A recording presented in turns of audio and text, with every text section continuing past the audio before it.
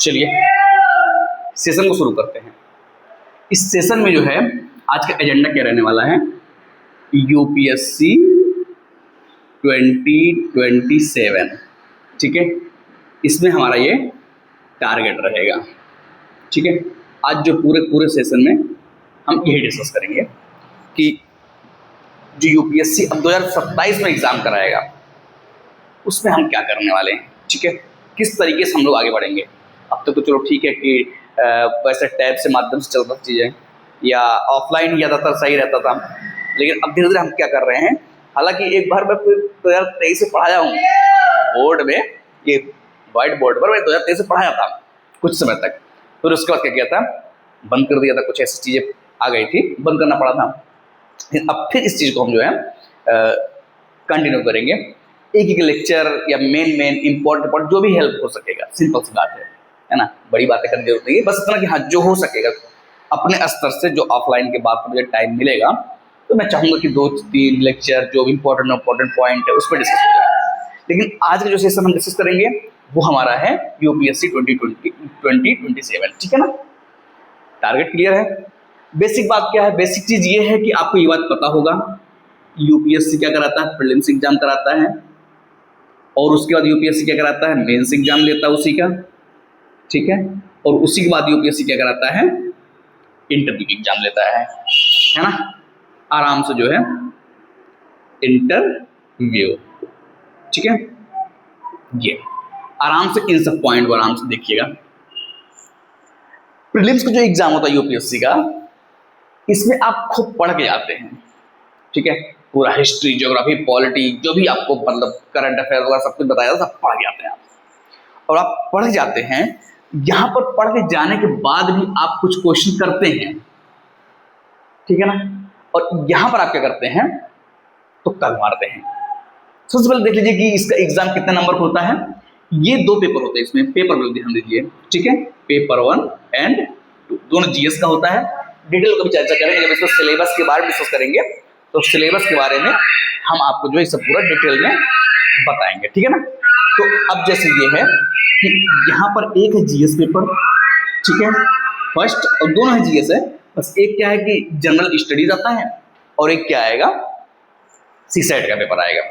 ठीक है, मेंस में क्या है, मेंस में कई पेपर हैं, हल्के मत लीजिए, मेंस में कई पेपर है जिसमें कि आपको जो है लैंग्वेज का भी पेपर होता है। ठीक है, और उसके बाद क्या होता है, इससे बहुत इंपॉर्टेंट है, निबंध का पेपर होता है, और उसके बाद जो है कौन से पेपर होते हैं, 4 पेपर और होते हैं, 1 2 3 4। ये सब सिलेबस हम डिस्कस करेंगे तो बताएंगे आराम से एक एक करके पूरा। ठीक है, हाँ हो सकता है देखिए बीच में कभी कभी आपको नॉइज आ जाए, तो नॉइज के लिए अब ऑफलाइन क्लास में मैं रिकॉर्ड कर रहा हूँ, ठीक है ना, कोई स्टूडियो नहीं बनाया इसके लिए। अब बोर्ड से पता चल रहा होगा, डिजिटल बोर्ड नहीं है कुछ ऐसा, बस जो ऑफलाइन में चलता है वही चल रहा है, तो उसी को हम ट्राई कर रहे हैं। तो उसके बाद क्या होता है, इंटरव्यू। इंटरव्यू में क्या होता है कि आपको कुछ भी पूछा जाता है, इंटरव्यू में कुछ भी पूछा जाता है।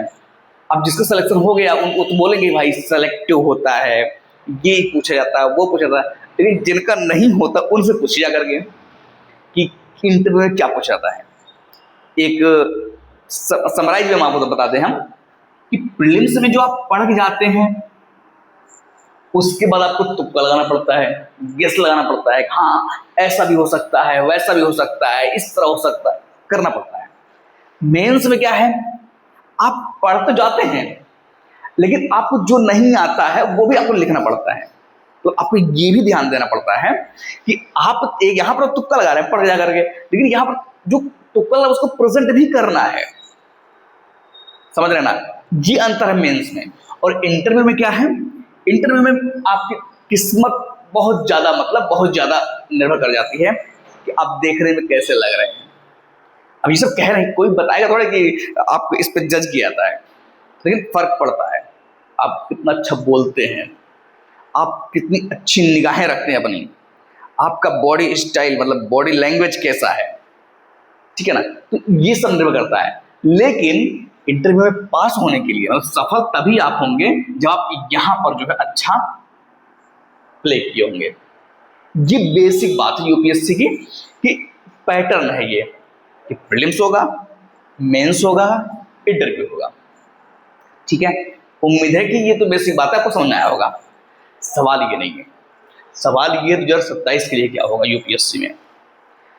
देखिए, एक पैटर्न अगर आपने थोड़ा सा एनालिसिस किया होगा, हालांकि किए ही हैं, सब लोग कर ही रहे हैं तो आप भी सुने ही होंगे, लेकिन फिर भी मेरा जो अपना ऑब्जर्वेशन है कि यूपीएससी का एक पैटर्न देखा गया है कि जब आप 2020 का पेपर देखेंगे, 2020 का, तो उस समय यूपीएससी का पेपर में डिफिकल्टी लेवल बढ़ गई थी। जो भी लोग नए होंगे, दिए होंगे, या जो कभी कभी पूछिएगा कि जब 2000 पेपर आप या 2020 के बाद खुद आप उठा कर देखिएगा, आपको नजर आएगा कि ये 2020 का पेपर था, बहुत टफ पेपर था। और फिर आप देखेंगे 2020 के बाद 2023 का पेपर, 2023 का पेपर, इसने चकमा दिया सबको। नया पैटर्न, नए तरीके से क्वेश्चन, फिर उसके बाद नए नए ऑप्शन, मतलब अलग लेवल का यूपीएससी खेला 2023 में। अब मैं क्या कहना चाह रहा हूं, आप समझ गए होंगे कि उसके बाद आता है 2026 का पेपर। यूपीएससी ने इसमें भी नया कुछ खेला। क्या ऐसा कुछ दिख रहा है कुछ, मतलब पैटर्न, कि यहाँ पर 2 साल बाद, फिर यहाँ पर 2 साल बाद, हर तीसरे साल यूपीएससी का कुछ ऐसा जो है पैटर्न बन रहा है, ऐसा दिख रहा है ना। एक तो चीज ये नजर आ रहा होगा, और हालांकि ये सब डिस्कस करेंगे, और हम आपको सैंपल दे रहे हैं, जब कभी एनालिसिस करेंगे पूरा पैटर्न पे या पूरा सिलेबस पे या यूपीएससी के पेपर पर, तो उस पर डिस्कस करेंगे। बेसिकली होता क्या है ना कि सब लोग मिलकर डिस्कस करते हैं। आप ये मत समझिए कि मैं अकेले बैठ डिस्कस कर रहा हूँ, कई लोग होते हैं जो मतलब अच्छी लेवल पर, ऐसा नहीं कि मतलब किसी से भी चलो ठीक है इस सवाल भाई बता दो यूपीएससी को कैसा, ऐसा नहीं होता, डीप में डिस्कशन होता है। अब मैं अपना एक ओवरव्यू बता रहा हूं आपको कि ऐसा देखा गया है। तो इससे क्या निष्कर्ष निकला कि हो सकता है 2027 का पेपर सिंपल रहे। कहना मतलब ये है कि अगर ऐसा देखा जा रहा है तो हो सकता है 2027 का पेपर सिंपल रहे। एक तो ये पॉइंट। अब सवाल ये है कि आपको यूपीएससी का 2027 का पेपर कैसे करना है या स्ट्रेटजी कैसे बनानी है। कुछ चीजें कॉमन है, कॉमन मतलब सबके लिए कॉमन है। आपको जो बुक लिस्ट होगा कॉमन है कि पॉलिटी के लिए लक्ष्मीकांत, स्पेक्ट्रम, हिस्ट्री के लिए एनसीईआरटी, ज्योग्राफी, मतलब सिंपल है ये सब। आप भी कहीं पर भी ये लिस्ट देखेंगे मिल जाएगा। इसके ऊपर जाकर के अब यूपीएससी गेम कर रहा है, उसको हमें ध्यान देना है। गेम क्या कर रहा है यूपीएससी, इसके ऊपर जाकर के ये समझिए। जैसे आपको मान लीजिए समझाएं हम कि आप एनसीईआरटी अच्छे से कवर करिए, अब आपका सिलेक्शन नहीं हुआ तब भाई बताया गया कि एनसीईआरटी अच्छे से कर लीजिए, टेस्ट अच्छे से लगा लीजिए, सिलेबस अच्छे से पढ़िए, पता चला प्रीलिम्स से नहीं हुआ। अब कमी कहाँ पर है, फिर आपको रियलाइज होगा ओ कमी कहाँ पर रह गई, है ना। रियलाइज होगा ना, फिर आपको गुस्सा आएगा, जिसने बताया होगा आपको उसके ऊपर गुस्सा आएगा, मतलब ये क्या गलत सही बता दिया सब, मतलब कि मेरा जो है कुछ मेहनत पानी चला गया, ऐसा होगा। या फिर आपको फिर कहा जाए कि एक बार टेस्ट और अच्छे से दीजिए, उसी को रिवाइज करिए बार बार बार बार। एनसीईआरटी जैसे मैंने कहा, एक तो ये बोलते हैं एनसीईआरटी, ठीक है, और उसके बाद कुछ स्टैंडर्ड बुक बोल दिए, स्टैंडर्ड बुक ठीक है, ये भी सही है। कुछ जो है टेस्ट सीरीज बोल दिए, टेस्ट सीरीज। अब आप ये सब कर लिए, ये सब करने के बाद सिलेक्शन नहीं हुआ प्रीलिम्स में, तब क्या करेंगे। फिर आपको क्या कहा जाएगा कि अब आप इसी को मल्टीपल टाइम पढ़िए, इसी को मल्टीपल टाइम पढ़िए। अब आप मल्टीपल टाइम पढ़ रहे हैं, मल्टीपल टाइम कैसे पढ़ रहे हैं, first attempt, second attempt, third attempt जा रहा है, मल्टीपल टाइम मतलब अटेम्प्ट जा रहा है। अब आपकी जो मेहनत है वो दिख नहीं रही है, अब आपको बस केवल दिख रहा है कि अटेम्प्ट। और मजे की बात क्या है, कई लोग तो ऐसा भी देखा गया है कि ये जो अटेम्प्ट दे रहे हैं उसमें नंबर भी नहीं बढ़ रहा है और रिवाइज को कर रहे हैं। जब भी एग्जाम होता है फिर यही बता देता है कि थोड़ा सा और अच्छे से करिए, चेंज कुछ नहीं हो रहा है। लेकिन एक एनालिसिस कहता है, एक एनालिसिस कहता है कि अगर आपको अपने रिजल्ट बदलने हैं, आपको अपने तरीके बदलने पड़ेंगे। अब तरीके अब क्या बदलेंगे इसमें, क्या एनसीईआरटी की जगह कोई और पढ़ना शुरू कर देंगे, कुछ क्या पढ़ेंगे, यही पढ़ना पड़ेगा। अब आप ऐसा नहीं कि स्टैंडर्ड बुक या बुक या कुछ और पढ़ना शुरू कर देंगे, यही पढ़ना पड़ेगा। अब आप ऐसा नहीं टेस्ट सीरीज नहीं लगाएंगे, आप सोचें नहीं मैं टेस्टिंग नहीं लगाऊंगा, ये भी नहीं कर सकते। मतलब करना यही है। और आपको ये जान करके पता ही है सब कुछ, मैं बस केवल थोड़ा सा ऐड ऑन कर रहा हूँ, जो पैटर्न चल रहा है उसी में कुछ अपना जो है ऐड ऑन कर रहा हूँ। ऐड ऑन क्या कर रहा हूँ कि यहाँ पर जब आप ये सब कर लेते हैं, अटेम्प्ट आपका जा रहा है, तो कुछ लूप होल होते हैं जो हम समझ नहीं पाते हैं। हम केवल क्या करते हैं, ब्लेम करने लगते हैं, जिससे नहीं हुआ ब्लेम कर दे, नहीं ऐसा ऐसा ऐसा हुआ वैसा हुआ। दिखाते हैं आपको कैसे। हर बार क्या होता है ना, लगभग 5 से 8 लाख लोग जो है 8 लाख लोग जो है पेपर देते हैं प्रीलिम्स का। मेंस थोड़ा देंगे मेंस नहीं देंगे, प्रीलिम्स का, ठीक है। अब 8 लाख लोगों में से क्या ये काम 3-4 लाख लोग भी नहीं करेंगे क्या? खुद सोचिए। ऐसा नहीं करेंगे, करेंगे। ये देखिए, खुद को ना सांत्वना देने की एक जो है आदत है कि नहीं कंपटीशन किसी से नहीं, कंपटीशन केवल 50,000 लोगों से है। मतलब कि 8 लाख लोग दे रहे हैं, 5 लाख 8 लाख 6-7 लाख जो भी दे रहे हैं, उसमें से आप जो है केवल एक अलग तरीके से सोच रहे हैं कि केवल 50,000 का कंपटीशन है, बाकी सब जो है फालतू लोग बैठे हुए, बाकी टाइम पास कर रहे हैं। सबसे बड़ा भ्रम है ये सबसे बड़ा भ्रम है। अगर आप ये सोच रहे हैं कि 5 से 8 लाख लोगों के बीच में आप जा करके कहीं पर जो है कि 50,000 का कंपटीशन या 25,000 का सब कंपटीशन हो रहा है, ये सबसे बड़ा भ्रम है। और इससे क्या होता है, आपकी पढ़ाई कम होने लगती है।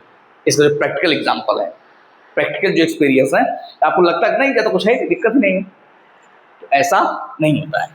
तीसरी चीज, आप साल भर जो टेस्ट सीरीज सॉल्व करते हैं, आपको ये लगता है कि मेरा नंबर अगर एक रेंज में आ रहा है, जैसे मान लीजिए आपने PYQ देखा या मतलब प्रीवियस ईयर कट ऑफ देखा, आपको ये लग रहा होगा कि चलो ठीक है कि अगर कट ऑफ 90 गया है तो अब 90 मेरा नंबर आ रहा है तो मेरा रिजल्ट सही चल रहा है, फाइनल में जाएंगे 90 हो जाएगा। पर ऐसा नहीं होता है।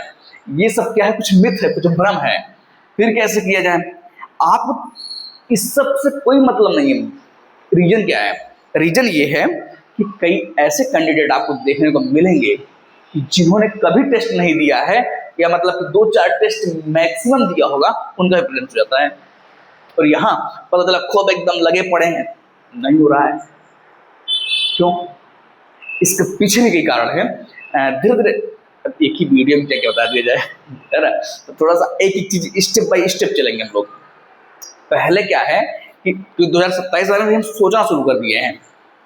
अब आप ये सोच रहे हैं कि एक ही वीडियो में सारे स्ट्रेटजी सब कुछ मुश्किल है। एक चीज एक स्टेप बाय स्टेप चलेंगे।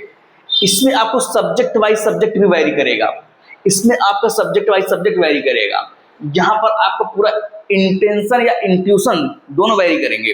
आप सोचते किस तरीके से हैं।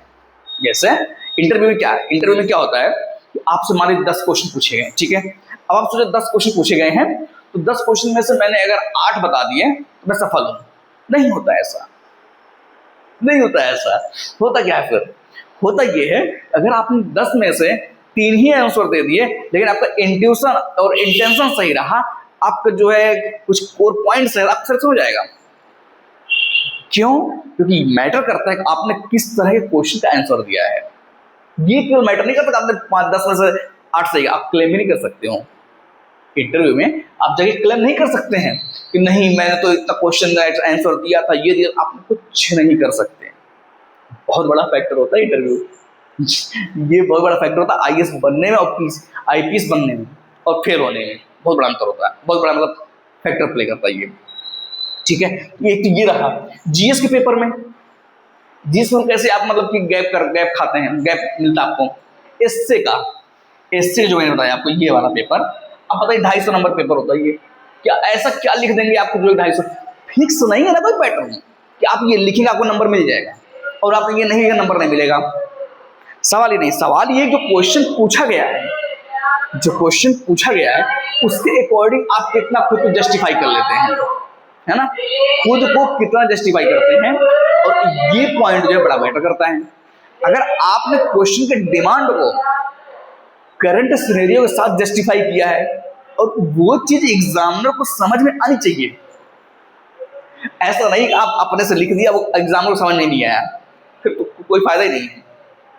एग्जामिनर को समझ में आना चाहिए कि आपने जो लिखा है। कभी कभी होता क्या है कि शब्द वही रहते हैं, सेंस अलग अलग तरीके से समझ में आते हैं, क्योंकि रेफरेंस पॉइंट का जो थोड़ा सा हेर फेर हो जाता है। अब एग्जामिनर को नहीं समझ में आया, खत्म खेल। और किसी ने कम शब्दों का या थोड़ा सा ऑर्डिनरी शब्दों का यूज किया या कुछ ऐसे शब्द का यूज किया जो एग्जामिनर को समझ ना गया।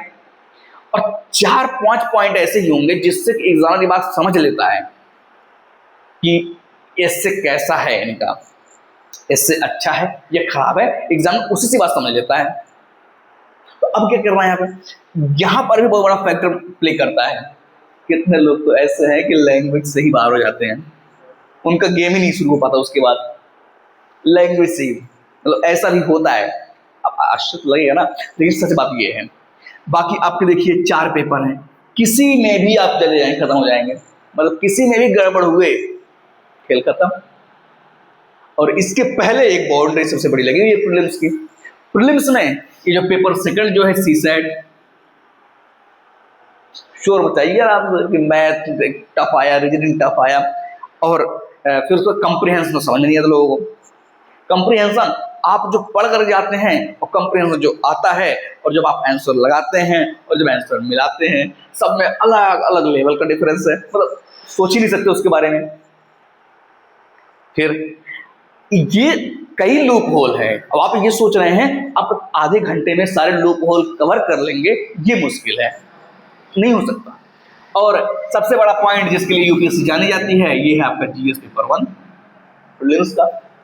इसमें तो सीधे मतलब कि मैं क्या, टॉपर्स ही बता चुके हैं इसके बारे में कि आप कितना भी पढ़ लेंगे कि 100 में से अगर 100 क्वेश्चन आ रहे हैं, इसमें से आप केवल 25 क्वेश्चन ही कर पाएंगे। मैं नहीं बोल रहा हूं, टॉपर्स ही बात बोले हैं, और कई लोग मल्टीपल टाइम बोले हैं। तो अगर 25 क्वेश्चन 30 क्वेश्चन ही मान लेते हैं, इसी रेंज में आप केवल आपके जो स्टैंडर्ड बुक एनसीईआरटी सबसे कर रहे हैं, आप बताइए बाकी के 30 क्वेश्चन, बाकी के जो है 70-75 क्वेश्चन ये कहाँ जाएंगे, जरा ये बताइए। इसलिए आप क्या करेंगे, अब आप इसको अच्छे अच्छे शब्दों से ग्लैमराइज करिए। इंटेलिजेंस गेस लगाया, मैंने एनालिसिस किया, मैंने एलिमिनेट किया, मैंने ऐसा किया वैसा किया। बेसिकली मार तो तुक्का ही रहे ना। अगर आपको 4 ऑप्शन अगर आपको गिवन है ना, 1 2 3 4, अगर 4 ऑप्शन में से आप एक ऑप्शन एक्यूरेट पहुंच जा रहे हैं, इसका मतलब आपने पढ़ा था। और अगर आप 4 ऑप्शन में से एक पे नहीं पहुंच पा रहे हैं, 2 पे अटक गए जाकर के, मतलब कंफ्यूज हो गए, इसका मतलब ये है अब आपको क्या करेंगे, तुक्का मारेंगे। अब आप भले कहिए सही होने के बाद कि मेरा जो है इंटेलिजेंस गेस सही हो गया, मेरा जो है एनालिसिस सही हो गया, मैं सही डायरेक्शन से सोच रहा था, ये सब बातें जो है बाद में जस्टिफाई करने के लिए होती है। तो इतना जो मैंने डिस्कस किया यूपीएससी के बारे में कि आपको यूपीएससी के किस स्टेज पर लगता है कि मैं कंफर्टेबल हूं, किस स्टेज लगता है, प्रीलिम्स पे, मेंस पर, या फिर इंटरव्यू पर। तो अब ऊपर से चाहे जो बोलें, अंदर से एक आवाज जरूर आएगी, कहीं पर नहीं कंफर्टेबल है, कहीं पर नहीं कंफर्टेबल है। मतलब कि अगर यहां पर यूपीएससी का सिलेबस ये है, आप इतना ही पार्ट पढ़ रहे हैं, मतलब पेपर जो आ रहा है 100 क्वेश्चन का, आप इतना ही पार्ट कर रहे हैं, बाकी सब ब्लैंक है, बाकी सब कहां से कर रहे हैं ये किसने बताएगा, ये 2 घंटे का टाइम बताएगा, ये उस समय का आपका सोचने का तरीका बताएगा, ये आप उस समय किस तरह का डिसीजन ये बताएगा, फिर उसको बताएगा आपके कंपटीटर कैसे लोग हैं। मेंस का भी अगर सिलेबस इतना है, आप इतना में ही फाइट कर रहे हैं, नंबर इतने ही आ रहे हैं। अब ऐसा नहीं है कि आप सोच रहे हैं कि नहीं जहां पूरा नहीं, ये पूरा ब्लैंक है। अब उसके बाद क्या करेंगे, मेंस में उस समय आपके दिमाग में कैसा एग्जाम्पल आ जा रहा है क्वेश्चन को जस्टिफाई करने के लिए मैटर करेगा। आपके दिमाग में कैसा पॉइंट आ जा रहा है आपको लिखने के लिए मैटर करेगा। आपकी किस्मत है कि आपके जो रूम मिला है जहां पर आप पेपर लिख रहे हैं, वो आपकी चेयर कैसी है कि आपको 3 घंटे तक कंफर्टेबल बनाए रखे, मैटर करेगा। आपका पेन लगातार आपका साथ दे रहा है, मैटर करेगा। आपकी बॉडी लैंग्वेज कैसी है, आपकी स्टेमिना उस समय किस तरह काम कर रहा है, मैटर करेगा। आपकी तरफ एक एक मोमेंट आपका मतलब मैटर करेगा कि आपका मेंस कैसा जा रहा है। इसका मतलब क्या हुआ, इसका मतलब कि इसमें कंफर्टेबल कैसे हो सकते हैं, नहीं हो सकता है। उसके बाद एक आता है पॉइंट इंटरव्यू का। इंटरव्यू में जब आप बैठते, मैंने आपने पहले ही डिस्कस कर दिया इस सेशन में कि यहाँ पर तो कई चीजें मैटर करती हैं। आप कैसे बोलते हैं, कैसे बात करते हैं, कैसे आपका जो है समझने की सोचने की क्षमता है, किस तरह आप बिहेव करते हैं हर एक क्वेश्चन पर, सब चीजों पर आपको जो है यहाँ पर आप कंफर्टेबल नहीं फील कर सकते हैं। ये है यूपीएससी की कड़वी सच्चाई, जो मतलब मैंने देखा, समझा, सुना है और इतने दिन से एनालिसिस किया है। फिर होगा क्या इसके लिए, मुद्दा तो है ना कि फिर इसके लिए क्या किया जाए 2027 का एग्जाम देने के लिए, मतलब क्या किया जाए। अब जैसे मैंने आपको बताया कि ये पैटर्न है यूपीएससी का 2020 मतलब 20 का, 23 का, 26 का, ये एक हम एनालिसिस कर रहे हैं। यूपीएससी हो सकता है अलग गेम खेल जाए, क्या कर सकते हैं, नहीं कुछ कर सकते ना। क्यों? क्योंकि यूपीएससी को अब जैसे अभी मैंने यही बता दिया, अगर मान लीजिए कि मेरा एजम्पशन सही हो गया 2027 में कि पेपर इजी आ गया, तो मैं भी कहूंगा ना कि मैंने गेस किया था, ऐसा हुआ, सही हो गया। और फिर अगर यूपीएससी ने फिर टफ बनाया तो फिर मैं ही खुद मैं ही उस बात को जस्टिफाई करूंगा, नहीं हो सकता है यूपीएससी ने आंसर की देना शुरू कर दिया, इस वजह से हो सकता है जो है पेपर डिफिकल्ट हो, मतलब खुद ही जस्टिफाई करेंगे। तो ऐसा ही अब तक हो रहा है। जो लोग पहले अटेम्प्ट में सिलेक्शन पा गए, वो खुद को जस्टिफाई करते हैं, और जो लोग फेल हो रहे हैं अगेन वो खुद को जस्टिफाई करते हैं। ठीक है ना। तो कहने मतलब क्या है, यूपीएससी के बारे में इतनी सारी चीजें सोचने का कोई मतलब नहीं है ना। कहते ना कि समर्थ को नहीं दोष गोसाई, एक बड़ा अच्छा मतलब लाइन है कि समर्थ को नहीं दोष गोसाई, कि मतलब कि समर्थवान जो होता है, जो क्षमतावान होता है, उसका कोई दोष नहीं होता है। जो सिलेक्शन पा जाता है उसकी कोई कमी नहीं होती है, जो फेल होता है उसकी ही कमी होती है, ये हमेशा माना जाता है। इसमें जस्टिफाई करने की कोई जरूरत नहीं है कि फेल हो गए तो आ रहा है कि नहीं मैं इसमें तेज हूँ, उसमें तेज हूँ, बहुत कुछ नहीं। यहाँ तक कि फिर एक बार बता ही दे आपको, इंटरव्यू में अगर आपका एक नंबर से फेल हो जा रहे हैं, एक मार्क्स, इससे अगर आप फेल हो जा रहे हैं, आप ये नहीं कह सकते कि मैं आईएएस बन चुका हूँ, आप ये नहीं कह सकते मैं आईपीएस बन चुका हूँ। क्यों? You are failure. क्या एक नंबर से कोई आईएएस की क्वालिटी में, बहुत टैलेंट में कमी आ सकता है? नहीं आ सकता। लेकिन आप इस चीज को नहीं कह सकते हैं। अब इतनी सारी बातों का कंक्लूड कर दें हम एक बार, तो यूपीएससी 2027 के बारे में अगर आप सोच रहे हैं तो जरा इन सभी पॉइंट पर डिटेल में डिस्कस करिए खुद से, और फिर उसके बाद बात करेंगे कि कैसे कैसे हम स्टेप बाय स्टेप चलेंगे। अभी तो मैं सोचा था कि एक ही वीडियो में कर दूंगा, लेकिन हो नहीं पाएगा, मुझे ऐसा लग रहा है क्योंकि टाइम काफी हो गया।